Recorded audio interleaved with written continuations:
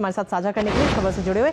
इसी के साथ अब अगली महत्वपूर्ण खबर का रुख कर लेते हैं और अगली महत्वपूर्ण खबर है बिहार से। जी हां, बिहार में इसी साल विधानसभा के चुनाव होने वाले हैं और ऐसे में तमाम राजनीतिक दलों के दिग्गज नेता भी इसे माहौल बनाने में भी जुट गए हैं। कांग्रेस भी इसमें पीछे नहीं रहना चाहती। बिहार में इस बार ज्यादा सीटों की मांग कर रही कांग्रेस खुद की मौजूदगी को जमीन पर दिखाने की तमाम कोशिशों में जुटी है। लेकिन पार्टी के राष्ट्रीय अध्यक्ष मल्लिकार्जुन खड़गे की बक्सर रैली से कांग्रेस की उम्मीदों को जोर का झटका लगा। खड़गे की रैली में भीड़ नहीं जुटी तो विपक्षी दलों को कांग्रेस पर हमला करने का एक और मौका मिल गया। यहां तक कि पार्टी में भी खलबली मच गई और आनन फानन में बक्सर के कांग्रेस जिलाध्यक्ष मनोज कुमार पांडे को पद से ही हटा दिया गया क्योंकि वो खड़गे की रैली में लोगों को नहीं जुटा सके। अब ऐसे में सवाल ये उठता है कि बिहार में कांग्रेस की दयनीय हालत का आखिर जिम्मेदार कौन है और मनोज पांडे जैसे नेताओं के खिलाफ एक्शन लेकर क्या कांग्रेस की स्थिति में सुधार आ जाएगा? करेंगे चर्चा इसको लेकर, लेकिन उससे पहले आपको दिखाते कि कैसे बक्सर में खड़गे की रैली हुई फ्लॉप।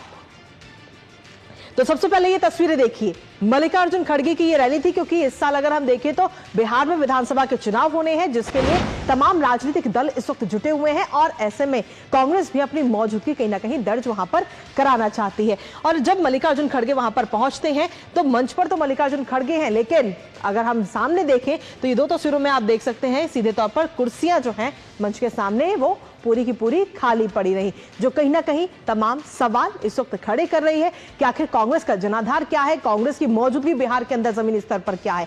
और ऐसे में जब ये तस्वीरें सामने आई तो अपने आप में कई सारे सवाल भी खड़े हुए।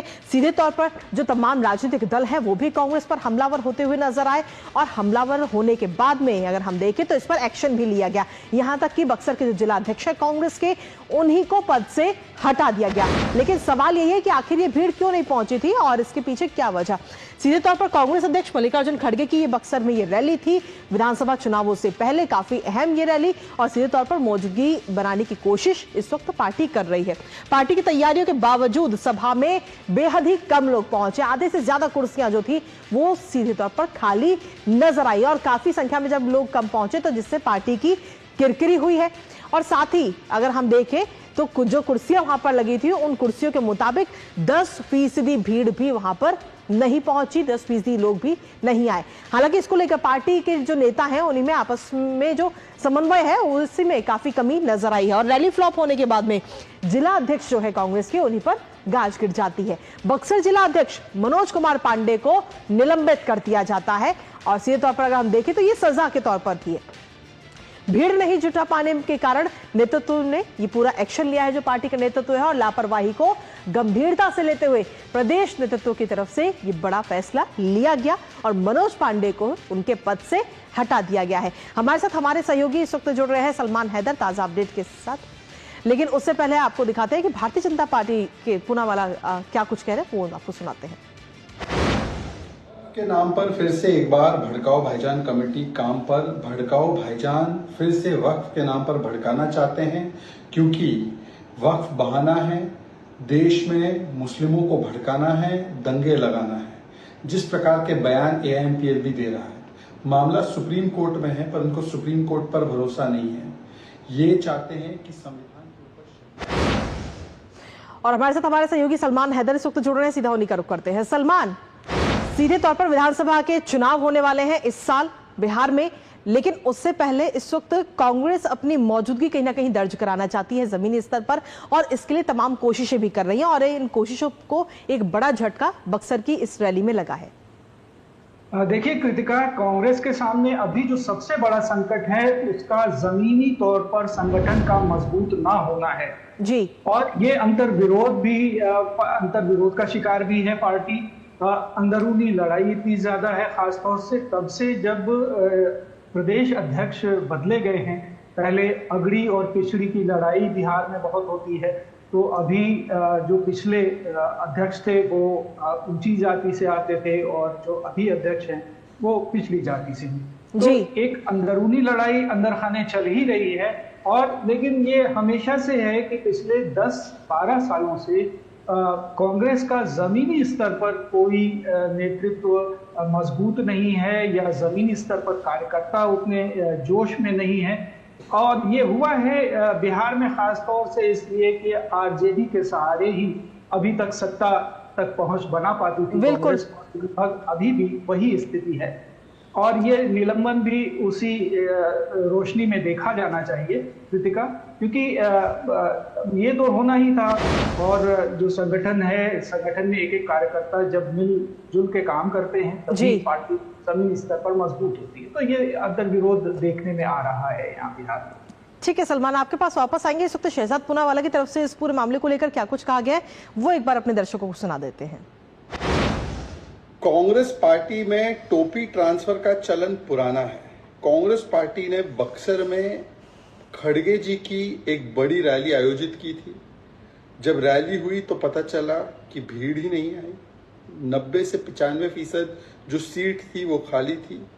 30,000 की क्राउड का एक्सपेक्टेशन था, हार्डली कुछ वहां पर लोग थे।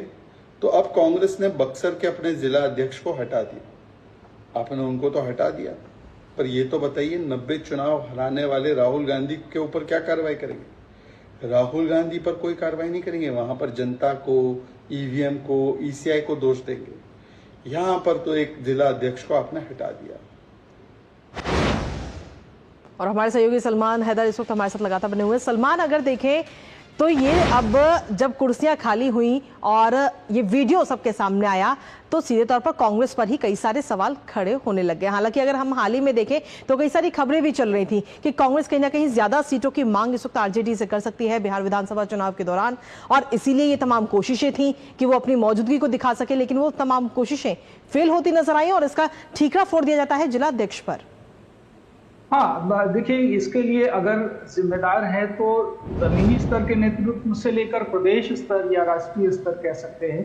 इस संगठन की कोई सोच अभी तक कांग्रेस में, खासतौर से जो हिंदी पट्टी है, हिंदी बेल्ट कहते हैं जिन्हें आप उत्तर प्रदेश और बिहार में, यहाँ पर डेवलप नहीं हो पाई है।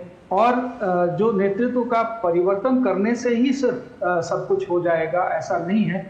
जमीनी कार्यकर्ता सब छोड़ करके जा चुके हैं, दूसरे दलों में हैं, जहां उन्हें ज्यादा प्रोस्पेक्ट देखने में मिलते हैं तो वो वहां चले जाते हैं। तो इससे ये साफ जाहिर है कि संगठन जो है वो निचले स्तर पर काम नहीं कर पा रहा है।